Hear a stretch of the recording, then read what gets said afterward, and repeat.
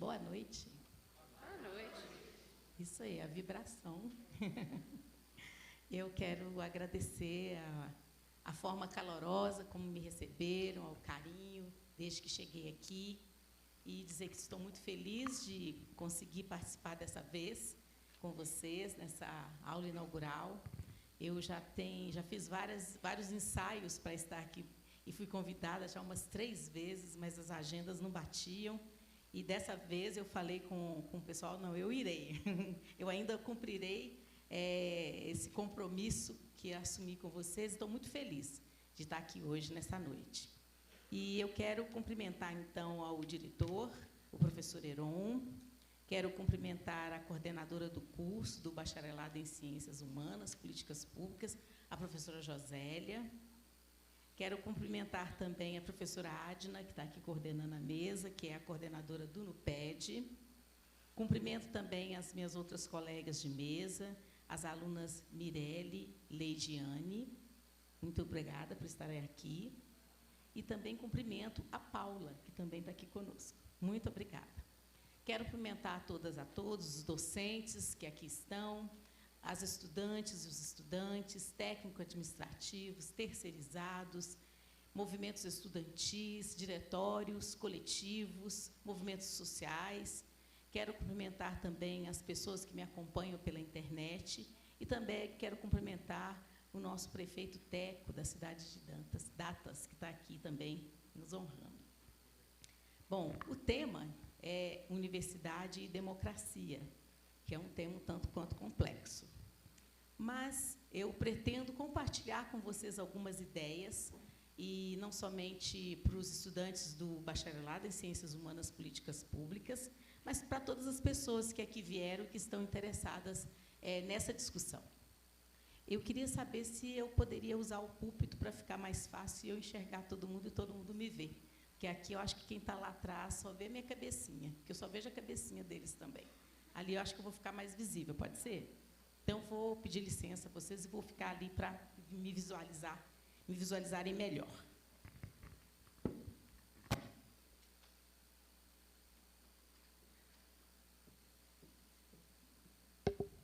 Aí, agora eu enxergo melhor as pessoas. Bom, gostaria, por favor. Opa! Então, para falar sobre universidade e democracia, nós poderíamos tomar vários eixos referenciadores, né, das nossas reflexões e vários caminhos que eu poderia tomar para poder falar sobre esse tema. Diversos autores e autoras já o estudam, já fazem interpretações, e, geralmente, nós temos uma atribuição à Europa Ocidental, o surgimento da universidade que foi se configurando nos outros lugares do mundo. Mas essa referência à Europa Ocidental, ela acaba sendo uma referência que se esquece de, pelo menos, 2 detalhes. O primeiro detalhe é que a Universidade de Al-Qarawiyyi, ela entrou para o livro dos recordes, no Guinness Book, uma vez que ela se instalou na região de Fez, nos Marrocos, em 859. E ela foi instalada, assim dizem as pesquisas, os estudos, por uma mulher muçulmana chamada Fátima Al-Fihri, de uma família rica, que doou todo o seu dinheiro para a construção dessa universidade, que pode ser considerada como uma universidade, devido à sua dedicação religiosa. No início, essa instituição, digamos assim, ela era um tipo de escola voltada para os assuntos religiosos, e, mais tarde, foi aprofundando nos seus estudos em ciências naturais, quando ganhou um reconhecimento e, em 1957, promoveu cursos de química, física, matemática e línguas estrangeiras. Com certeza, um estudo mais aprofundado da história nos mostrará os conflitos entre a dominação francesa e o desenvolvimento dessa universidade. Essa universidade de Al-Qarawiyyi, a mais antiga do mundo, ela ainda encontra-se em atividade no Marrocos até os dias de hoje. Uma outra questão que muitas vezes nos esquecemos quando nos referimos à universidade apenas como Europa Ocidental é sobre a prestigiosa Universidade Corânica Sancoré, onde 50 mil sábios muçulmanos ajudaram a espalhar o Islão através da África Ocidental. E ela está localizada na cidade de Tombuctu, que é a capital da região de mesmo nome. Ela localiza-se bem no centro de Mali, na África, embora com um número hoje mais reduzido, de 15 mil estudantes. E Tombuctu alberga ainda o famoso Instituto Ahmed Baba, com a sua coleção de 20 mil manuscritos árabes antigos, que retratam mais de um milênio de conhecimento islâmico, científico e outros mais. A cidade ela vai ter 3 mesquitas, e essa cidade também, Tombuctu, ela tem uma importância tão grande como depositório do saber que foi inscrita pela Unesco em 1988 na lista de Patrimônio Mundial. Porém, em 90, ela foi inscrita no mesmo panteão da Unesco como Patrimônio Mundial em Perigo.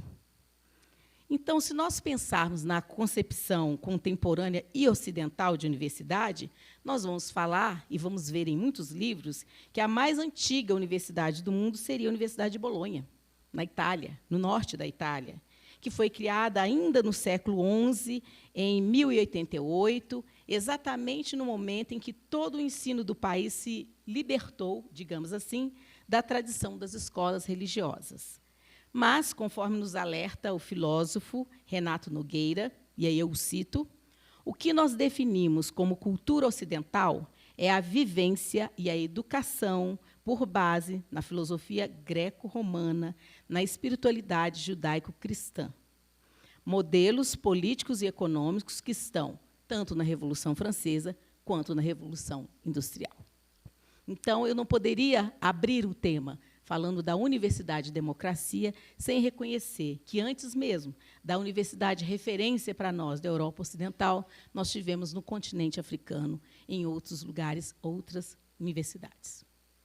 Bom, então, essa Universidade Ocidental, da qual o Brasil e a brasileira é herdeira, ela é considerada pelos historiadores e estudiosos do tema como a instituição que libertou a sociedade do que é chamado hoje de um pensamento pré-universitário. E o que seria esse pensamento pré-universitário? Seria aquele prisioneiro dos dogmas, restrito aos monges, iniciados, discípulos, leitores e repetidores dos chamados textos sagrados. E, nessa interpretação, a Universidade Ocidental ela é vista como uma instituição que, ao se desenvolver, passou a formar profissionais nas mais diversas áreas do conhecimento, que ajudaram no que se diz como transformação do mundo moderno. E a articulação entre conhecimento técnico gerado pela universidade, modernização econômica, mudanças sociais, pode e ainda é lida por alguns como a propulsora de maior conforto para a sociedade. O que poderia ser? Descoberta de doenças, suas curas, maior circulação da informação, teorias educacionais, sociais, jurídicas, melhorias tecnológicas, promoção social. E essa visão, ela, embora tenha elementos reais, ou seja, de melhoria da sociedade, que é, sim, proporcionada pelo avanço da universidade, como um locus do conhecimento científico ocidental, ela acaba por deixar de tematizar os enormes conflitos sociais nos quais essa instituição, universidade, está inserida na história, na política e nas relações de poder.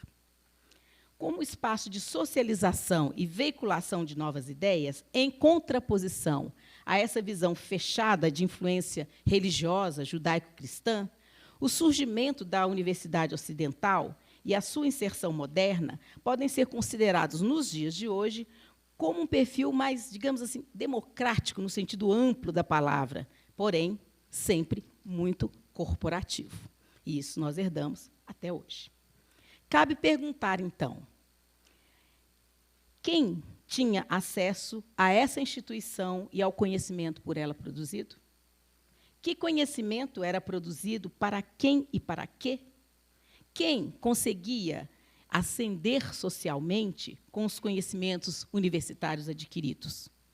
Me interessa aqui com vocês, nessa noite, ter como foco a universidade pública brasileira, principalmente essa dos séculos XX e XXI, e não, na realidade, traçar um panorama histórico ou da história da universidade no mundo ocidental. Nós nem teríamos tempo para tal. Mas é sempre bom lembrar que a ideia de universidade como locus do conhecimento científico se contrapõe também a grupos poderosos, cuja ideologia política são pautadas por uma série de dogmas, são controlados por segmentos religiosos, quando ela surge. Então, ela já surge com um diferencial. Então, esse alerta, eu julgo que ele é importante para nós refletirmos sobre as tentativas de retomada de poder dos novos grupos fundamentalistas religiosos e políticos sobre o conhecimento e sobre as instituições que o produzem, que o socializam. Essa retomada, hoje, ela se dá nos moldes do século XXI. E esses grupos, eles colocam na sua mira, entre outras instituições, a universidade e o conhecimento crítico por ela produzido. Muitas vezes, esses grupos fundamentalistas, eles dão rótulos, como marxismo cultural, comunismo, ideologia de gênero, ao conhecimento crítico como uma forma de deturpar, como uma forma de confundir a opinião pública, que é muito conservadora no nosso país e na nossa sociedade, criando, então, suspeitas e dúvidas sobre essa universidade de hoje e o seu papel como espaço de ampliação de ideias, de produção de conhecimento, que enriqueça a nossa visão de mundo, a nossa visão das artes, das tecnologias e da política. E eu digo para vocês que, se a universidade pública pela qual nós passamos ou nós passarmos não nos colocar diante de novas formas críticas e novas fronteiras de ver e interpretar a realidade, na minha perspectiva, ela não será, de fato, universidade. Não dá para ninguém passar pela universidade e sair do mesmo jeito que entrou. É papel da universidade mudar a nossa concepção de mundo. Obrigada. Se a universidade não produzir em nós esse efeito, ela vai ser uma instituição dogmática. Aí sim, ela vai ser uma instituição dogmática. Não dogmática, como alguns dizem hoje. E é isso que os grupos fundamentalistas religiosos e políticos sonham em fazer.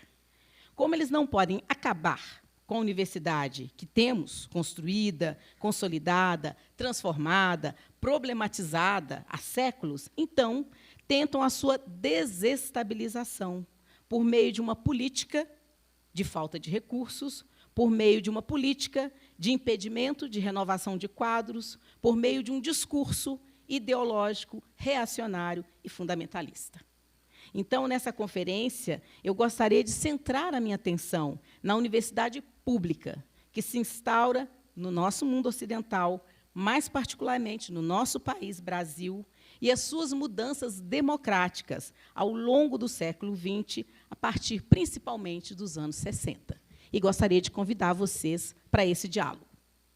Os anos 60, nós sabemos que, em vários lugares do mundo ocidental, e não só ocidental, eles são tomados por um aumento que eu diria de uma certa consciência política internacional sobre o efeito nefasto das ditaduras, do colonialismo, dos imperialismos, e o conhecimento visto, como um instrumento de derrubada e de preconceitos e de privilégios.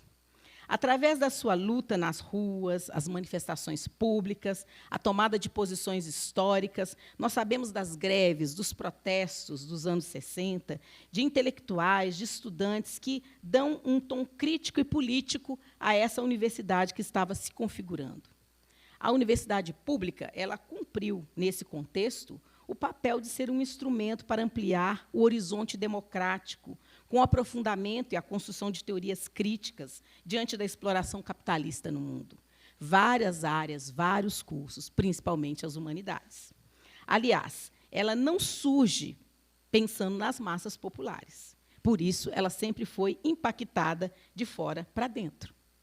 Mesmo que tenha surgido no passado como uma instituição contestadora do enclausuramento do conhecimento nos conventos e libertadora da ciência, dos preconceitos a ela impostos pelos dogmas da Igreja, ao refletirmos sobre a Universidade Ocidental do século XX, na qual muitos de nós aqui, que passamos dos 15, nós nos formamos, cabem as mesmas perguntas. Quem tinha acesso a essa instituição? E ao conhecimento por ela produzido? Que conhecimento era produzido? Para quem e para quê? E quem conseguia ascender socialmente com os conhecimentos universitários adquiridos? Quem estava nas ruas lutando pela liberdade científica, política e social nesses anos 60, aqui no Brasil e em outros lugares do mundo?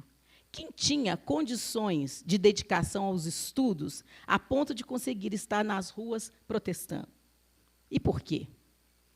Essas mudanças sociais, políticas e maior consciência das desigualdades econômicas, de fato, ela surtiu mudanças, mesmo que as grandes massas não fossem aqueles e aquelas que estivessem nas ruas protestando. Eram outros grupos das classes médias, eram outros grupos de elites intelectuais, mas não era a grande massa da população, nem aqui, nem em outros lugares no mundo. Contudo, as desigualdades sociais no mundo elas eram de tal ordem que a luta social pelo acesso ao conhecimento, desenvolvida pelos setores críticos da universidade, ainda se restringia a uma maior democratização da educação básica para todos. No Brasil, a ditadura militar dos anos 60 aos 80 foi um fator de impedimento para que as massas concluíssem a educação básica e chegassem à universidade.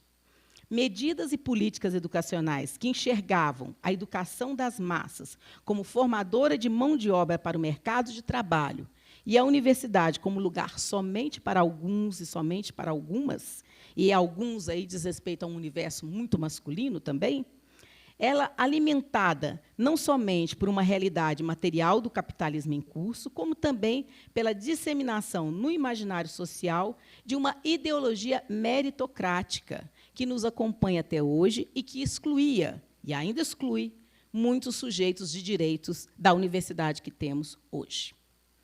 Essa leitura advoga, meritocrática, ela advoga com uma suposta neutralidade, suposta mesmo, que as pessoas pobres, que os vários coletivos sociais, étnicos, raciais, não avançam social e intelectualmente, porque lhes falta mérito, lhes falta esforço individual, lhes falta, no limite, capacidade intelectual, isolando a realidade de opressões, de condições de existência, duras condições de existência, de desigualdades, de oportunidades, em que vivem a grande massa das pessoas do nosso país e muitos jovens e muitas jovens do nosso país. E esses impedimentos sociais, econômicos, étnico-raciais, eles impedem que esses setores avancem não somente na educação, mas uma série de outros direitos que nós fomos conquistando ao longo da nossa história democrática. Mas o que eu quero compartilhar com vocês é que o feitiço tem virado contra o feiticeiro. Porque essa universidade pública, que mesmo contestada pelos movimentos estudantis dos anos 60 e pelas forças mais progressistas, ela continuava sendo destinada para alguns e para algumas, e começava a perder cada vez mais um lugar de relevância e um lugar de prioridade. E por que isso? E isso vem acontecendo, inclusive, nos nossos dias. E aí eu quero citar Boaventura de Souza Santos, no seu livro A Universidade do Século XXI. Ele diz o seguinte: essa situação ela é resultado da perda geral de prioridade das políticas sociais, educação, saúde, previdência, nas políticas públicas do Estado, em virtude do advento do neoliberalismo, que tornou-se um modelo hegemônico a partir da década de 80 até os nossos dias de hoje. Assim também, a velocidade com a qual o conhecimento se espalha pelo mundo, diretamente, vem acontecendo sem a necessidade da intermediação nossa, da própria universidade. Ou seja, o mundo está muito mais complexo do que há tempos atrás. Esse neoliberalismo ele expandiu, o capitalismo se fortaleceu, as desigualdades se intensificaram dos anos 60 para cá. Por outro lado, os processos de luta democrática eles ampliaram o seu olhar sobre a educação e retiraram a universidade pública e o conhecimento por ela produzido desse lugar de torre de marfim meritocrática, na qual ela se localizava. Os movimentos de democratização da sociedade e de renovação pedagógica, que vão surgindo no final dos anos 80 e início dos anos 90, em contraposição a todas essas desigualdades, eles foram e ainda são instrumentos poderosos de questionamento a essa tentativa de isolamento da universidade pública que o capitalismo tenta impor às massas, que o Estado neoliberal tenta impor, e com esse desprezo, principalmente, às áreas sociais e humanas como áreas prioritárias. Não mais o bem-estar da sociedade é o foco, mas o privilégio de alguns. O ensino superior privado caminhou durante tempos e hoje tem uma retomada com um caminho muito aberto. Então, gente, as críticas à universidade pública que vão surgindo nesse contexto vão dessacralizando esse lugar e o conhecimento científico. E eles vão trazendo para a universidade pública, e essa universidade pública, para um campo que antes ela rejeitava. E qual que é esse campo? O campo da educação. Muitas e muitas vezes, a própria universidade e os próprios pesquisadores intelectuais da universidade rejeitavam dizer que fazem parte do campo da educação. Muitas vezes é bacana falar, eu sou do campo das políticas públicas, né? Assim, o bacharelado é em políticas públicas. Mas, quando se fala, eu sou do campo da educação, parece que você tem aí uma hierarquia que desqualifica esses valores. E essa é uma hierarquia construída na história das disciplinas há muito tempo. Mas foram os movimentos populares, os movimentos de renovação pedagógica, que trouxeram a universidade para esse campo, que é o campo que ela pertence. Principalmente depois dos anos 60, quando as lutas sociais aumentaram cada vez mais nos vários lugares do mundo, quando nós lutamos contra a ditadura militar no Brasil. A universidade pertence ao campo da educação e tem que ter orgulho de pertencer a esse campo, que é nevrálgico para qualquer sociedade. Bom, mas é aqui que eu quero localizar a minha principal reflexão sobre a universidade e democracia. E quero ir além para pensar a universidade pública que nós vivemos no Brasil a partir dos anos 2000. O primeiro ponto que eu quero destacar é que eu entendo a universidade pública hoje como uma instituição que há muito está em crise e vive uma forte tensão. Uma tensão que não é somente interna, mas ela também externa. Essa instituição acompanha todas as crises que vivemos do capitalismo e os processos de globalização neoliberal.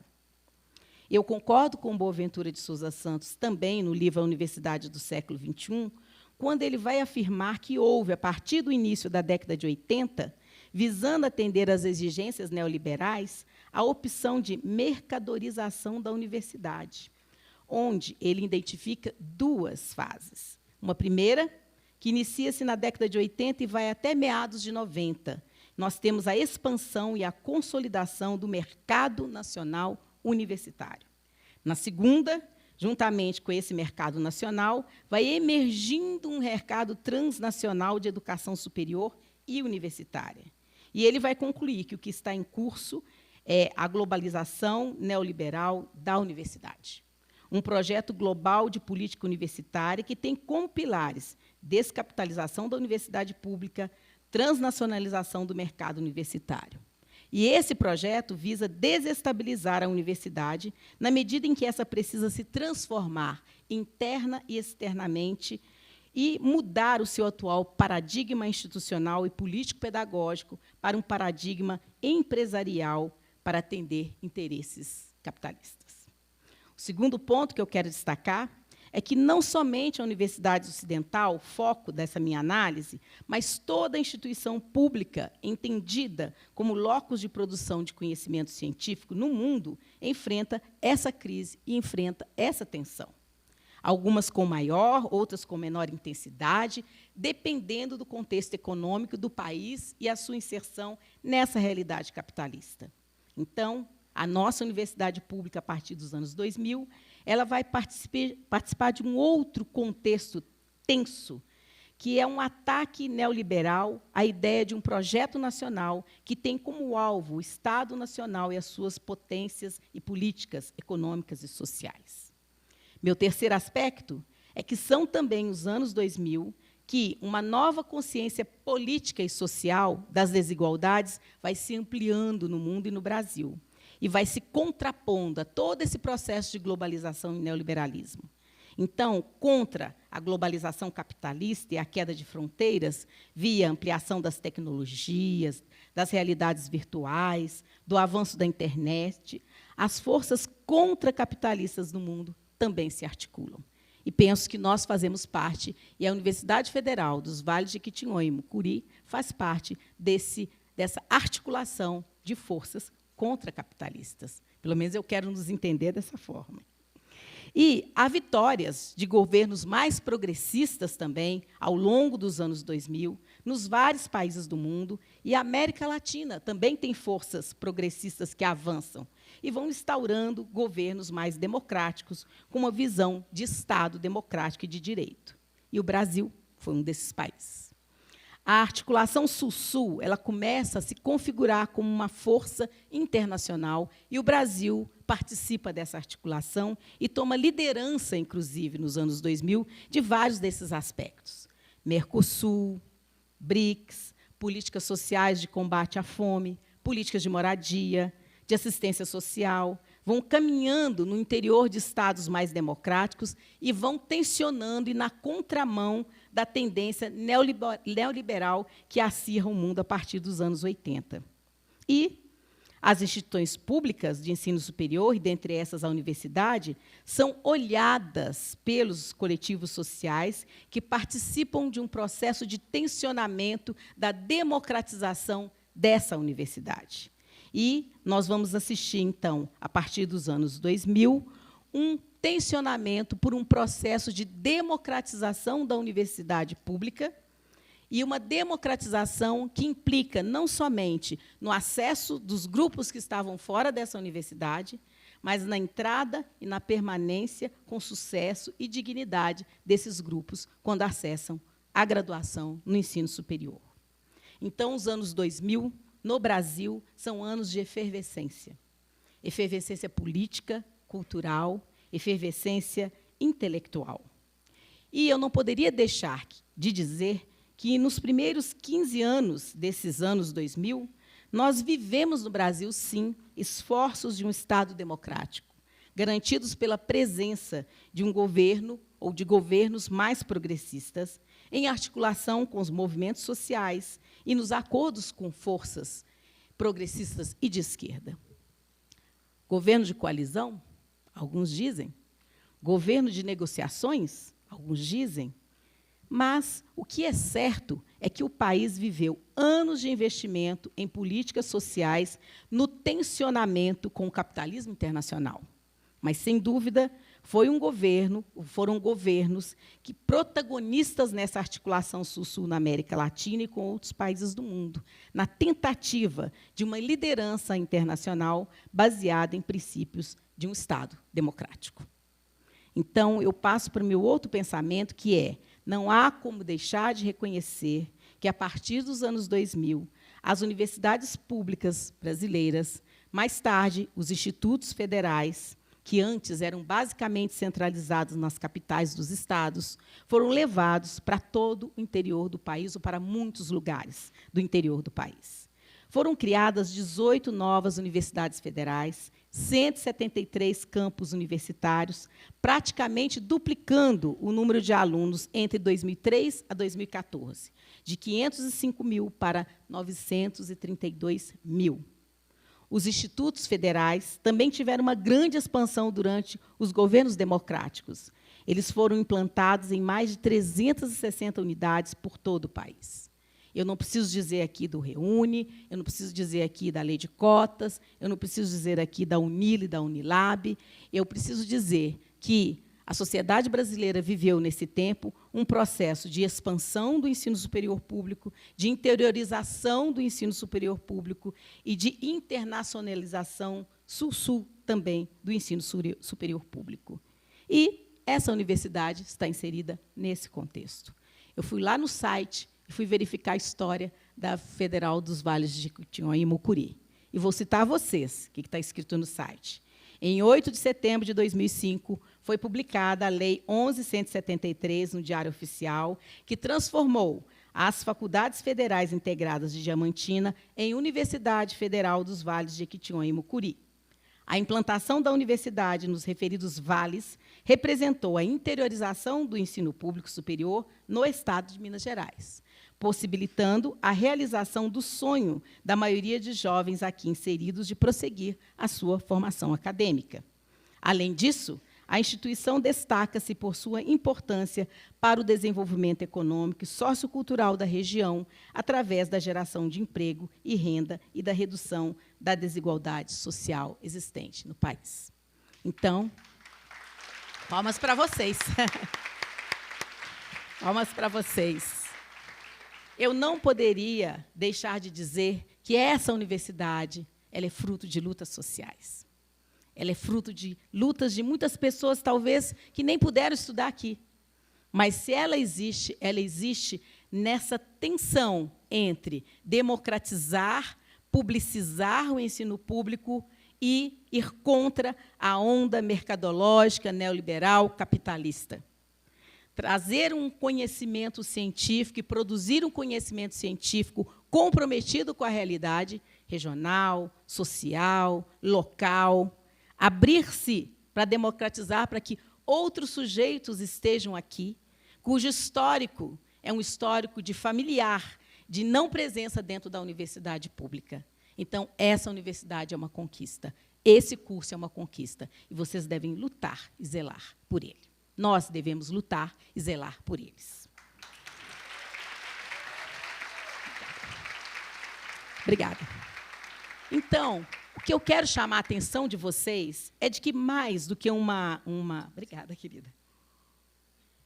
Mais do que uma propaganda política dos feitos dos governos democráticos do Partido dos Trabalhadores de 2003 até o início de 2016 no Brasil, o que eu quero destacar é que não tem jeito de falar sobre a universidade e democracia em nosso país sem passar pelas mudanças ocorridas no período desses governos. A história marcou isso. Está dentro da história democrática. Nenhum historiador pode pular isso. Você pode reinterpretar, discordar, etc., mas tem fatos, e essa universidade é um fato. Os cursos que estão aqui dentro são um fato, e contra esses fatos não se pode negar. Então, esses fatos eles são um marco nacional e internacional que trouxeram mudanças para o perfil de universidade. Trouxeram mudanças para a indagação das áreas do conhecimento, para a internacionalização, para a indagação sobre os currículos, para a composição do corpo docente, do corpo discente, dos técnicos, para as realidades regionais, para o enfrentamento das desigualdades e para a universidade e a democracia do século XXI. E essas mudanças, insisto, não aconteceram somente por obra e graça do Estado ou dos governos democráticos. Elas são fruto de todo um processo de lutas sociais pela democracia e pela democratização do acesso do ensino superior. O Estado responde a essas lutas e essas demandas. Se nós temos um Estado democrático e de direito, as respostas têm que ser democráticas de direito. Se nós temos um Estado autoritário, as respostas serão autoritárias. E é exatamente isso que nós estamos vivendo hoje. Então, as lutas populares pela educação a partir dos anos 2000, na minha perspectiva, elas foram marcadas por duas mudanças político-epistemológicas no mundo que estão em efervescência nesse final do segundo decênio do século XXI. Primeira mudança, a articulação entre diversidade e desigualdades na luta por direitos e por justiça social. Isso é novo na nossa história democrática. É novo na nossa história do ensino superior e é novo na nossa história da educação.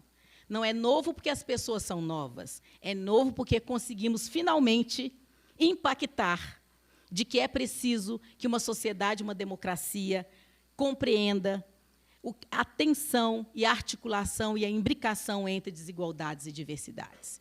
E o campo progressista precisa compreender isso muito bem. Segunda mudança, os efeitos das indagações sobre a colonização do conhecimento nos currículos da graduação, da pós-graduação, no ensino, na pesquisa, na extensão e na internacionalização. Essas indagações, quando feitas por dentro, elas apoiam-se em estudos críticos, em teorias pós-críticas, pós-estruturalistas, pós-coloniais, decoloniais e pelo pensamento, os pensamentos negros e indígenas. Mas elas se apoiam também na vida dos sujeitos que passam a entrar para a universidade. São esses sujeitos que tensionam as nossas teorias críticas a se abrirem para compreender que outros conhecimentos e outras teorias também precisam ser produzidas, socializadas e estudadas na universidade do século XXI. E essas duas demandas, elas são possíveis porque, durante todo o processo de luta contra-hegemônica e luta contra a globalização capitalista, os sujeitos marcados pela diferença se articularam nacional e internacionalmente. Esses sujeitos passaram a indagar os próprios movimentos sociais, os movimentos sindicais clássicos, os partidos progressistas, as instituições de pesquisa, sobre qual é o lugar que as identidades e as diferenças ocupam nas nossas lutas emancipatórias. Passaram, então, esses sujeitos diversos a reivindicar um lugar legítimo para si e para as suas questões nas políticas públicas, construindo políticas de ações afirmativas, juntamente com políticas sociais implementadas nesses últimos anos pelos governos progressistas.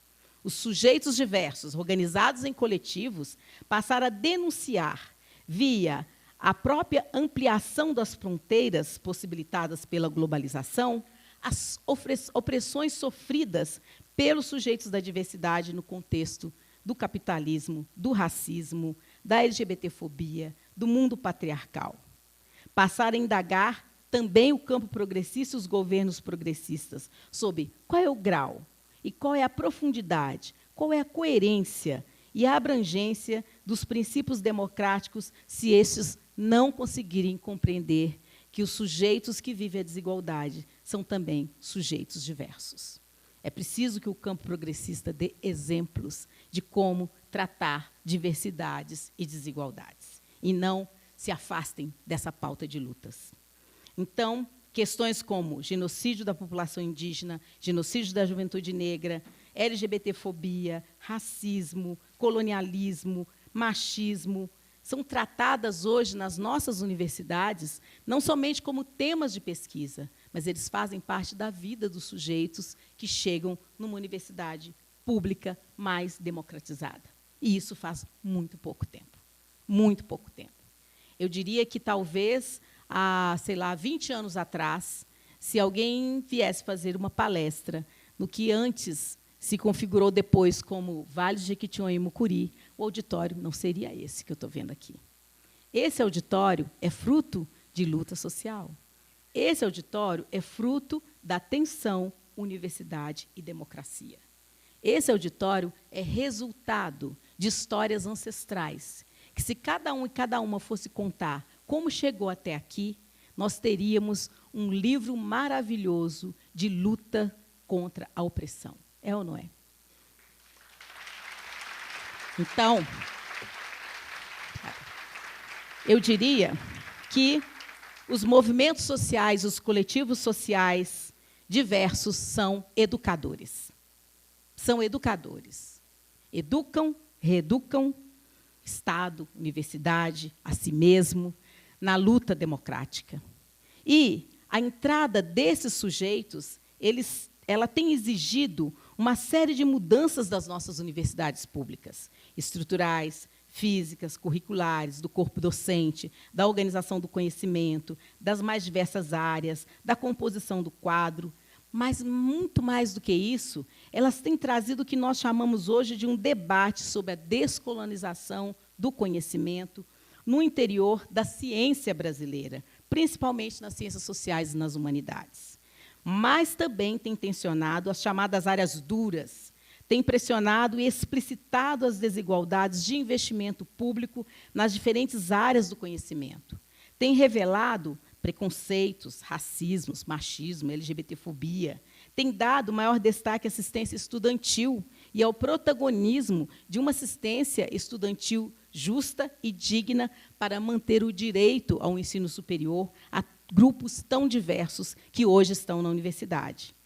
Esses sujeitos, eles têm indagado o movimento estudantil, têm indagado as suas pautas, as suas contradições, e têm possibilitado, inclusive, novas formas de articulação e coletivos de estudantes dentro das universidades. O que esses sujeitos diversos e essa tensão entre desigualdades, diversidade, universidade, democracia têm nos mostrado? Tem nos mostrado quanto a sapiência na ciência e na produção do conhecimento científico que nós produzimos, ela tem sido acompanhada de uma completa ignorância sobre o outro. Uma completa ignorância sobre o diferente e as diferenças.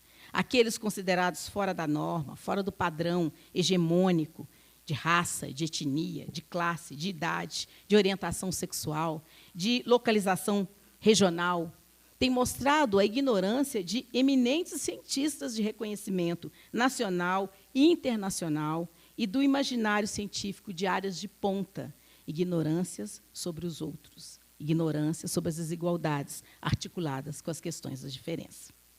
E aí tem nos mostrado também o quanto a diferença que chega em lugares de maior horizontalidade, construído pela luta por direitos e por justiça social, ela é capaz de impactar estruturas consolidadas. E ela é capaz de nos fazer democratizar mais a universidade e produzir outros tipos de conhecimentos. Conhecimentos junto com, não conhecimentos sobre. Conhecimentos tendo sujeitos do conhecimento diversos, interagindo, tensionando, divergindo, debatendo, produzindo. Não conhecimentos em que esses sujeitos são tratados como objetos, como era na época em que eu estudei. E tem colocado na pós-graduação esse movimento no mercado de trabalho, no campo da política, outros sujeitos, outras pedagogias, outras visões de mundo, outras visões de democracia. Tem realizado denúncias ao neoliberalismo, ao capitalismo, às injustiças e às opressões. E, ao fazer isso, traz impactos sobre a democracia que construímos e força o aperfeiçoamento dessa própria democracia. Mas, nos últimos anos, com a mudança de um governo democrático para um governo de extrema-direita, que assim mesmo se autodenomina publicamente, tudo isso que tem regido o país começando em 2016 e se consolidando nas eleições de 2018, tem orientado e reorientado a política nacional, a economia, e vem desferindo ataques fortíssimos às políticas sociais, aos direitos humanos, à cultura, aos indígenas, aos quilombolas, à educação básica, às mulheres. Tem gerado um ataque especial, nesse momento, à universidade e ao conhecimento científico crítico por ela produzido, em especial nas áreas das humanidades e sociais. Esse ataque nacional, dirigido por setores reacionários à universidade pública, e que tem também acontecido em nível internacional, em outros países do mundo, América Latina, Europa, Ásia, tem a extrema-direita como grande protagonista. E isso tem tudo a ver com as mudanças que nós temos assistido nos últimos meses, anos. Pelas indagações políticas, pelo conhecimento que a universidade tem produzido, pelo fato de colocar a ciência num lugar mais democratizado, ideias fundamentalistas e ideias reacionárias têm ganhado espaço. Na minha opinião, o ataque ele passa também pela diversidade de sujeitos que hoje a universidade pública contempla, após os adventos de democratização, descolonização e as políticas de ações afirmativas. Enfraquecer as instituições públicas fortes e que contêm no seu interior maior diversidade é enfraquecer a democracia. Por isso, todo ataque à democracia é também um ataque à universidade pública, que se luta para se democratizar. Dessa forma, torna-se totalmente incoerente e reacionário, na minha perspectiva, qualquer discurso de defesa da ciência crítica e da universidade pública que defenda e apoie um Estado e um governo autoritários. Não é apenas um discurso contraditório. Para mim, é uma tomada de posição, ideologicamente pensada. E é nas horas de maior crise que nós veremos onde, de fato, as pessoas estão. Obrigada. Obrigada. As humanidades e as ciências sociais, elas sempre tiveram a marca crítica de defesa dos direitos. E é importante que agora continuemos defendendo esses princípios e não nos esqueçamos de incluir a defesa do direito à diversidade e ao reconhecimento das opressões específicas que, juntamente com as desigualdades socioeconômicas, incidem sobre sujeitos que antes não usufruíam do direito à educação básica nem à educação superior. Esse discurso separatista que nós vemos hoje, ouvimos hoje, da extrema-direita, não pode nos separar daquilo que, para nós, é um trunfo. Numa democracia, tem que caber todas, todos e todes. Temos que caber dentro de uma democracia. Mais ainda, nós temos que entender que, por mais imperfeita que seja a democracia que construímos, porque sabemos dos seus limites, sabemos das suas imperfeições, qualquer democracia, por mais imperfeita que seja, é melhor do que o fascismo. E, por isso, para mim, universidade e democracia, universidade pública e democracia, tem que ser o nosso lema. É dever de toda universidade pública ser democrática e se rever por dentro. Não há outra saída para ela, dado o histórico muito rápido que eu tracei aqui, dada a trajetória de luta por direitos e de como a universidade se transformou e foi transformada como um direito pelas lutas sociais. Ela não era pensada assim, nem na Constituição, nem na LDB.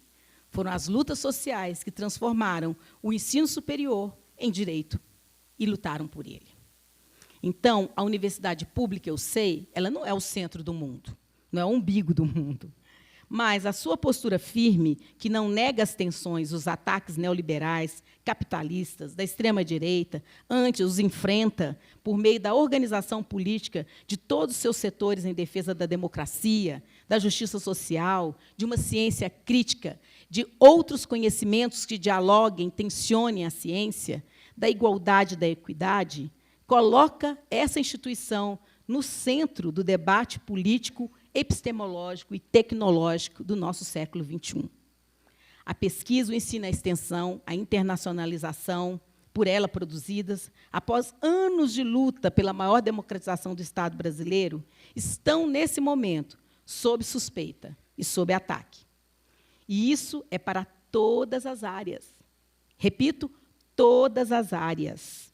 Mesmo aquelas que acham que, ao longo da história da ciência, estavam isentas das intempéries políticas. Está em jogo o obscurantismo versus o conhecimento que emancipa. É isso que está em jogo. E é o conhecimento emancipatório, junto com a ação política daqueles e daquelas que lutam por direitos, que pode ajudar a revitalizar e a retomar politicamente a nossa democracia, que, no momento, está tão em risco. Por isso, a universidade pública tem sido tão temida pelas forças que nos oprimem nesse momento. E o conhecimento crítico tem sido o fantasma que perturba o sono dos fundamentalistas políticos e religiosos. Tenho certeza de que, naquilo que depender de nós, de mim, do campo das humanidades, das sociais, da universidade pública e daqueles que a defendem como pública e democrática, eles nunca dormirão em paz, nunca terão um sono tranquilo. E mais, eu quero terminar deixando com vocês, parafraseando a letra da bela música do conjunto Cidade Negra, que irei me inspirar. Eles, os fundamentalistas políticos e religiosos, os neoliberais, os capitalistas, não sabem o quanto caminhamos para chegar até aqui.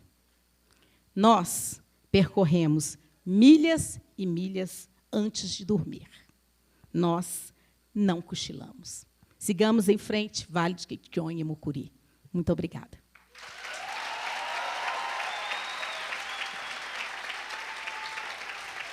Obrigada.